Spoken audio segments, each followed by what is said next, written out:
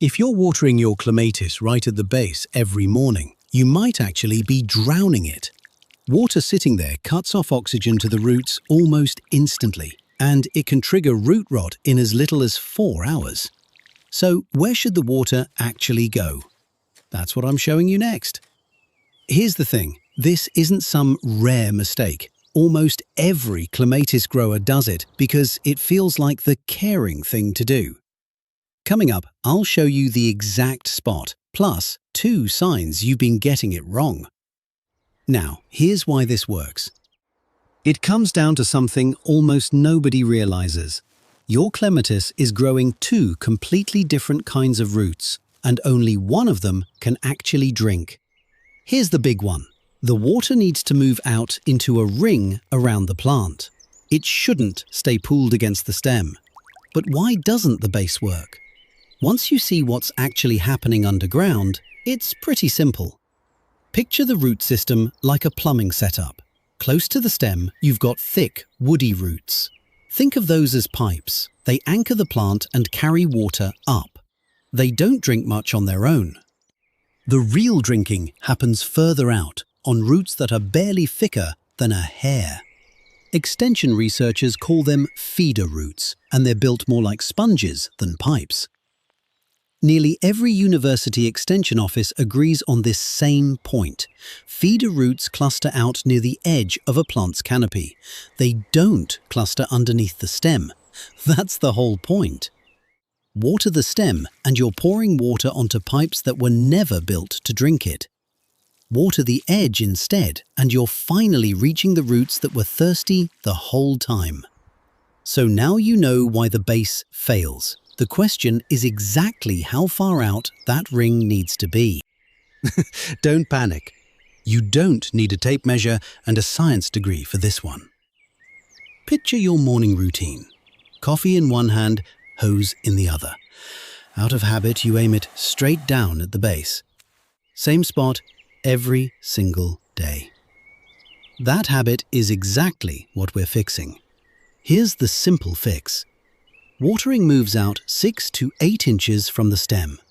That ring can widen as the plant gets older and bigger. Think of it like the same rule growers use for mulch. Extension guides don't all agree on the exact number. Some say 6 inches, some say 8. But every one of them agrees on this. Give that crown room to breathe.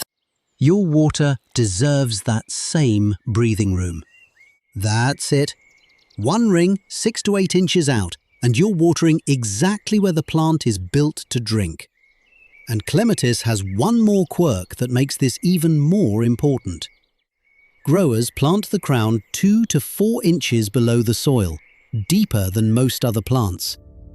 That buried crown sits in the dark, and once it's wet, it has nowhere to dry out. That right there, that's the culprit. That little patch of soil right at the stem isn't just unhelpful. For clematis, it's the deadest of dead zones. Now here's the part almost nobody talks about.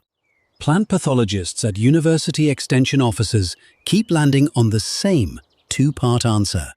Soaked soil pushes oxygen out almost instantly, and within 4 to 8 hours of standing water, rot-causing fungus starts moving in. It's not one villain, it's a 1-2 punch. Both start with water pooling in the exact spot you've been aiming your hose.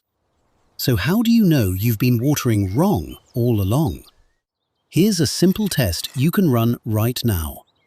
Push a finger into the soil right beside the stem. Then check again about 8 inches out. If one spot is soggy and the other's bone dry, you've just found your dead zone. 2 more signs confirm it. Sign 1. The soil right at the base still feels damp a full day after you watered. Sign 2. The leaves keep yellowing even though you're watering on schedule, because the roots that should be drinking never got the chance. And this one's especially for those of you with an established clematis. It's one that's been climbing the same trellis for years. Moving that ring out matters even more for you since a mature plant's roots reach further than you'd think. A viewer in Ohio wrote in about exactly this. 2 summers of steady watering and her clematis still looked tired every July. She moved her hose out to that outer ring. By the next season, her vine was climbing noticeably further up the trellis. Quick fun fact before the fix. Growers have been chasing a happy clematis root for more than 150 years. Back in 1858, a 21-year-old named George Jackman spent 6 months hand-crossing clematis varieties in a small English nursery and created Jackmanii, still one of the most planted varieties in the country today. Jackman never had a soaker hose. You do, and it makes this ring rule almost effortless. Here's the easy way to keep hitting that ring every single time without bending down or eyeballing it. A soaker hose ring, sometimes sold as a tree ring, loops right around the base of the plant. It sets up once, about 6 to 8 inches out. A little mulch on top, then a connection to your regular garden hose, and it's ready. After that, watering clematis is just turning a spigot. No kneeling, no bending, no guessing where the ring went. All you need is the hose you already own, and checking it only takes about 30 seconds. A ring like that typically runs $15 to $20 or so at any hardware store. That's about as dirt cheap a fix as gardening gets. And it's a lot cheaper than losing a vine you've grown for years. You don't need a green thumb for this one, just a hose and a few extra inches. If you'd rather not buy anything new, a long watering wand works too. It lets you stand up straight and aim the water right at that outer ring instead of the crown. One quick safety note for the household. Clematis can irritate skin or a curious pet's stomach if it's chewed on. New cuttings are best kept away from paws and little hands. And this works whether you're up in a cold northern zone or somewhere warm. Clematis is hardy in gardens clear across the country, and every one of them has the same 2 root types underground. So here's the recap. The stem is the dead zone.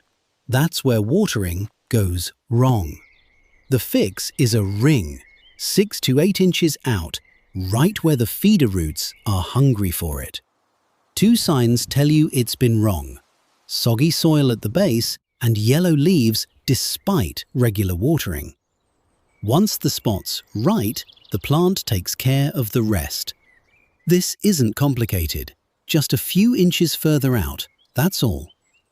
Once that ring moves out today, your next good rain will already be watering exactly where this vine wants it.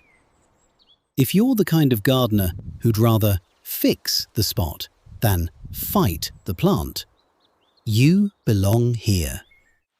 Watering that ring out saves your knees, spares the roots, and lets that vine finally thrive. I'd love to know in the comments, what state are you gardening in? And how old is your clematis? Happy gardening!